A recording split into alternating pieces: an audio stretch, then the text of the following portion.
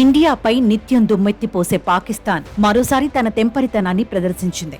పాక్లో ఓ చారిత్రాత్మక హిందూ దేవాలయాన్ని కూల్చివేసింది. ఖైబర్ పఖ్తూన్ఖ్వా ప్రావిన్స్లో ఆఫ్ఘన్ సరిహద్దుకు సమీపంలోని లండీ కోతాల్ బజార్లో ఉన్న ఈ దేవాలయాన్ని కమర్షియల్ భవన నిర్మాణం కోసం కూల్చివేసినట్టు తెలుస్తోంది.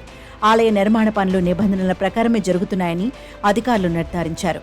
ఈ ఘటనకు సంబంధించి ఓ జర్నలిస్ట్ పాకిస్తాన్ నీచ ముఖాన్ని బయటపెట్టాడు. 1947 దేశ విభజన సమయంలో స్థానిక హిందువులు పాక్ను వీడిన తర్వాత ఈ దేవాలయం మూతపడింది. దాని బాగోగులు చూసేవారు లేకపోవడంతో క్రమంగా ఆలయంలోని ఒక్కో భాగం కనుమరుగవడం ప్రారంభించింది. తాజాగా ఆలయాన్నే తొలగించేందుకు అధికారులు అంగీకరించడంతో అది కనుమరుగైపోయింది. 15 రోజుల క్రితం అక్కడ కమర్షియల్ భవన నిర్మాణం ప్రారంభమైనట్టు తెలుస్తోంది. గుడి కూల్చివేత అక్రమం అంటూ స్థానిక గిరిజన జర్నలిస్ట్ ఇబ్రహీం షిన్వారీ గొంతెత్తారు.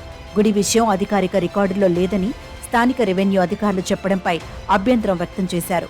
ఖైబర్ దేవాలయంగా పేరుపడ్డ ఆ గుడి గురించి తాత ముత్తాతల ద్వారా తనకు తెలిసిందన్నారు. 1992లో భారత్లో బాబ్రీ మసీదు కూల్చివేత సందర్భంగా స్థానిక మత పెద్దలు ఈ దేవాలయాన్ని పాక్షికంగా కూలగొట్టారని చెప్పుకొచ్చారు.